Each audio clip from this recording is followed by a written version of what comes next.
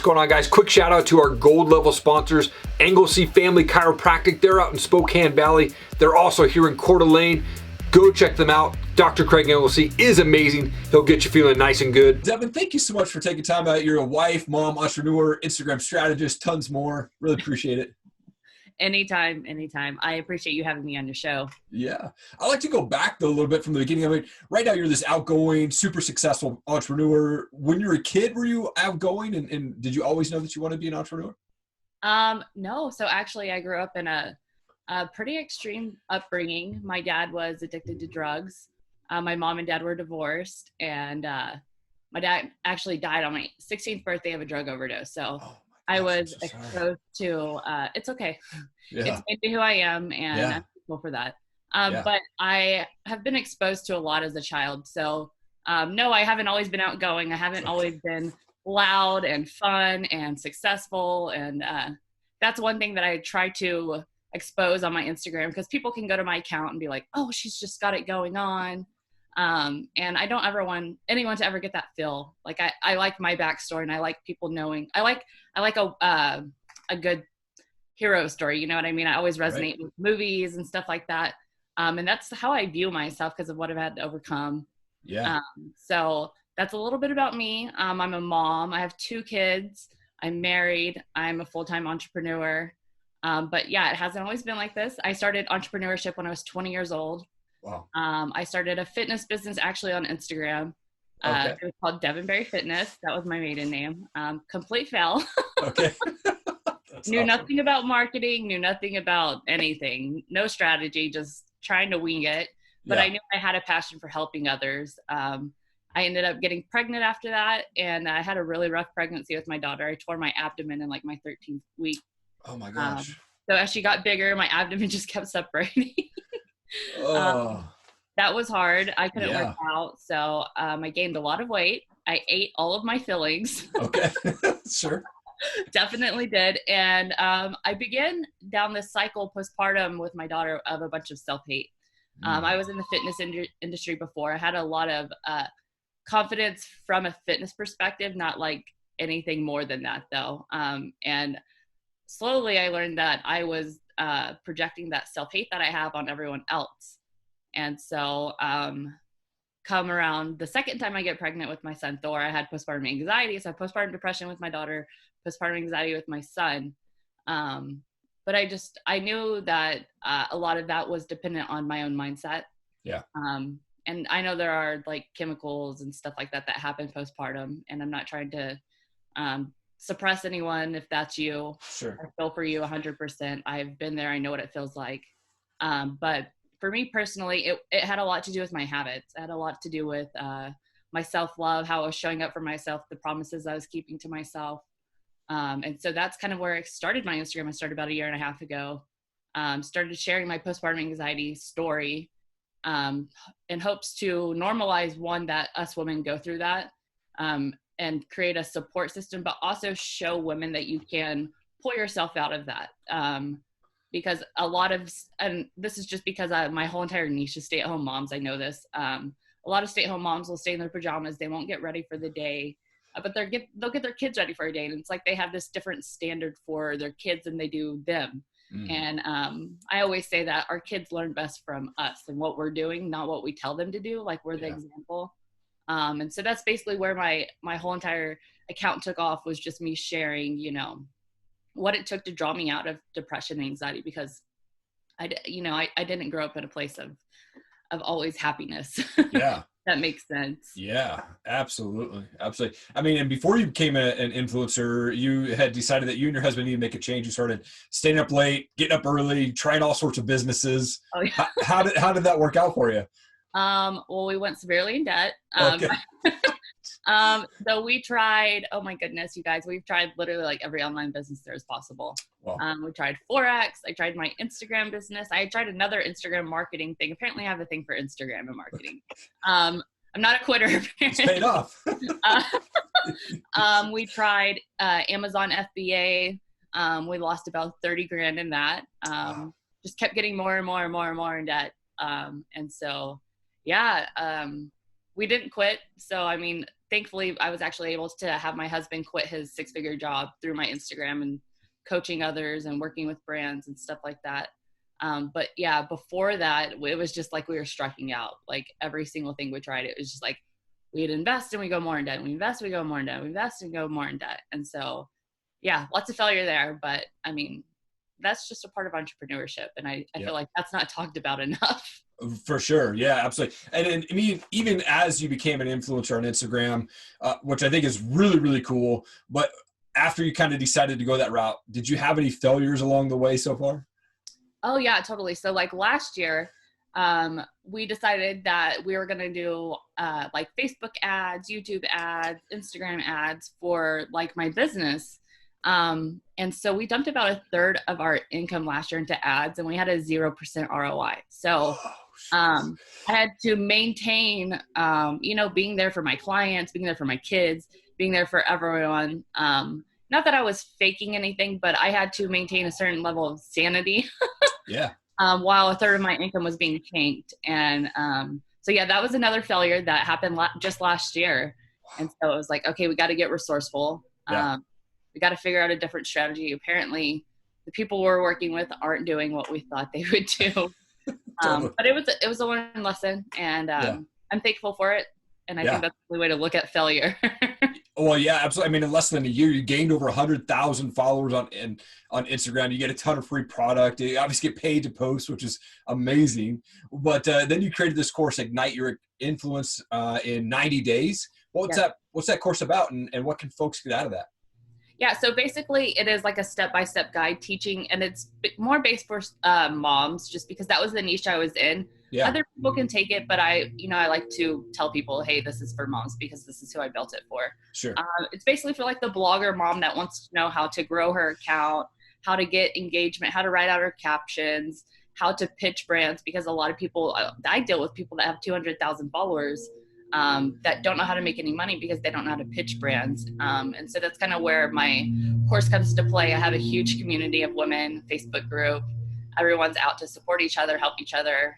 So basically that's what my Ignite Your Influence in 90 days is. And we're actually launching a new product today. Oh, nice. It's so funny. I know launch days are crazy, but I actually love that we're on here right now. And I'm like, going to focus on this. The new one I'm coming out with it's called Ignite Your Brand. Everything's kind of towards my Ignite with me, Ignite Your, I have a podcast that's called Ignite with me as well. Yeah. But that one is also teaching like personal brands how to scale to 6 figures, because we did 6 figures in my my course in less than a year. So now I'm turning around and teaching people how to position themselves on Instagram as an expert. So that's launching today. Gotcha. That's awesome. It's so exciting though. Thank you. I appreciate that. Yeah. Well, and you met my virtual mentor, Ed Mylett, who is like a guy that I follow. I read his books, watch his stuff every day. And then you're in the Mylett management group. 2 questions. What was it like to meet Ed, and what's this Mylett management group? Okay, so meeting Ed, like you see this guy on social media, and to some people he's a little intense, right? Meeting him in person is just so, I can't even think of the word, and everyone says this when you meet him. He's just so real and so authentic, and he's just so present when you meet him, and it's like, wow, that's the type of human I really want to be. Yep. I've learned so much, and actually I started all of my Instagram after listening to Ed's stuff. Right. I learned very well from his content, the way he speaks, the way he talks. And so getting to meet him, it was like, wow, he is real, like very real. And I was like, that's who I aspire to be, something like that. You know what I mean? All monetary things aside, because he's very successful. He's one of the wealthiest men in our country. Right. He's a real human being, and I really respect him for that. He's very family oriented.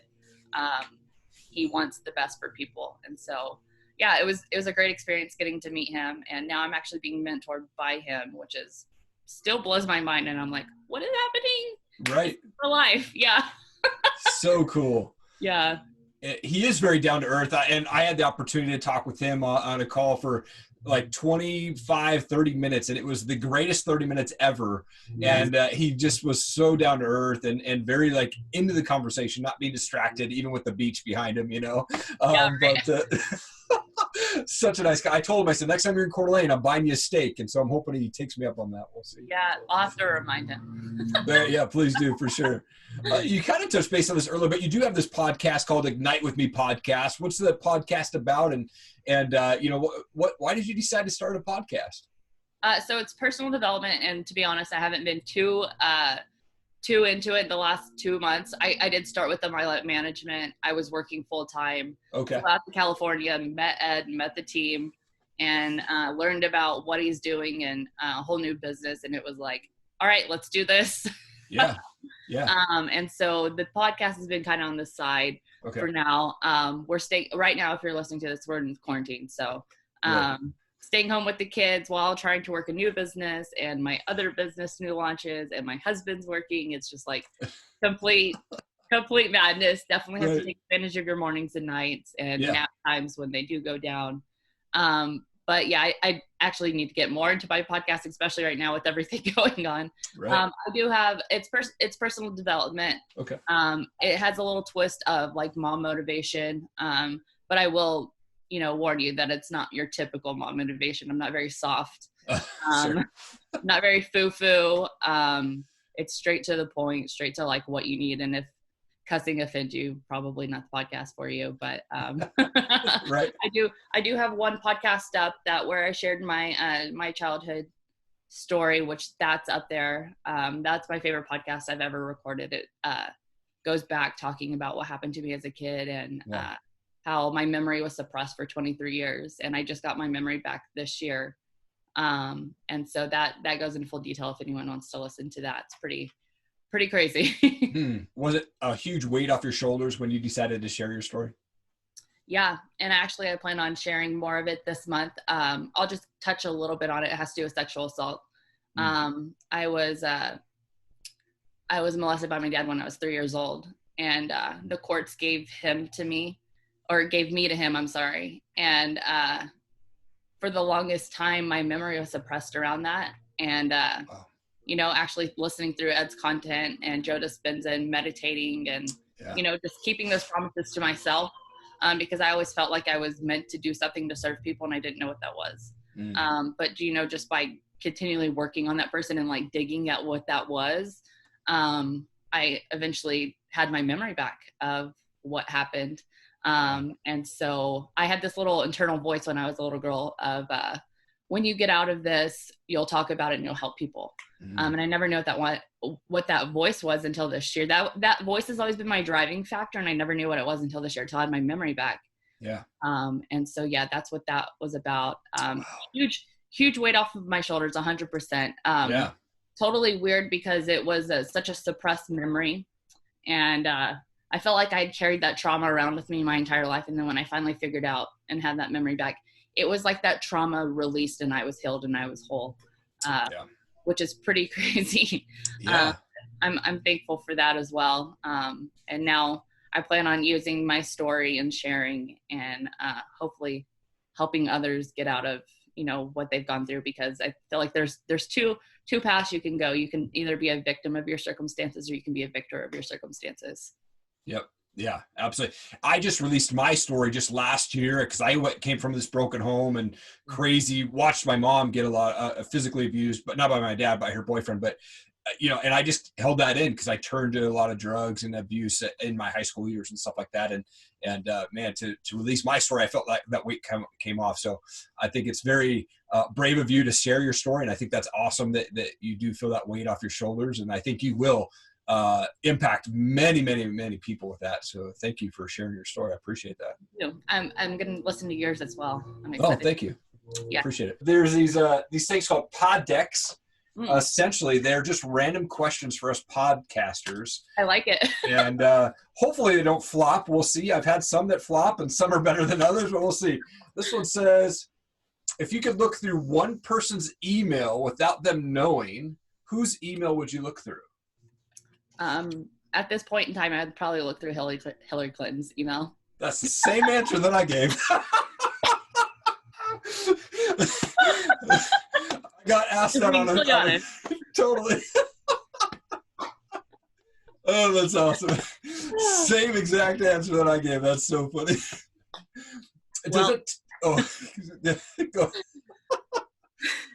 Does it take money to make money? No, it doesn't. No. It doesn't. I feel like if you're resourceful enough, you can find a way to make it happen. Absolutely. What's a favorite holiday for you? All of them. All of them. Okay. Very cool. I just like celebrating with my kids. I think it's so much fun. Yeah. How's the quarantine life going for you? It's going. Yeah. Ready for the gym. Okay. That's the one thing I'm doing 75 hard right now. Oh, nice. And just workouts are getting really boring. Sure. I miss lifting weights, and so yeah, I've been running, which I don't run at all. I'm not a runner. I used to run in high school, but now I'm running, and I'm like, this is so weird and different. But hey, once again, got to get resourceful. But I do miss the gym for sure. Yeah. Well, it's honestly not too different because I stay home with the kids and I work from home. Right. The only difference is that I'm not getting out of the house every day and going to the gym, and I'm starting to realize that that's like, I need that. Yeah. You know what I mean? Yeah. Social person too, so. Absolutely. Last question for you. I love music, so I'd love to ask this question. What's a favorite type of music that you like, or do you have a favorite band that you like to listen to? That's a good question. Well, I danced in college, so like anything hip hop, like. Nice. You probably wouldn't think that about me, but yeah, anything like rap, I don't know. I don't have anything specific, but I like to dance. Me and my kids have dance parties. We like to goof around, so yeah. That'd be my answer. Dance parties are the best. Yeah. The very first CD I ever owned was the band Arrested Development. And I just spoke to Speech, who's the lead singer of that group, like 2 weeks ago. And it was like, for me, mind blowing to talk with him on my show. Oh my gosh, that's so awesome. But yeah, he was a really, really cool dude. But Devin, it's such an honor to have you on my show. Thank you so much for sharing your story. I think what you've got going on is crazy awesome and definitely fall into what I would call a world changer. So thank you so much for what you do. I appreciate that, and I appreciate your time today. What's going on, guys? Thank you so much for watching this video today. I really appreciate it. If you could go and share this everywhere you can, leave us a review, leave us a rating. We would really appreciate it. That helps us get the word spread out about our podcast and about our show, and we can bring you amazing stories of the people that we bring on for the Bearded Biz and the Top Rated MMA show. Thank you again. Have an awesome day.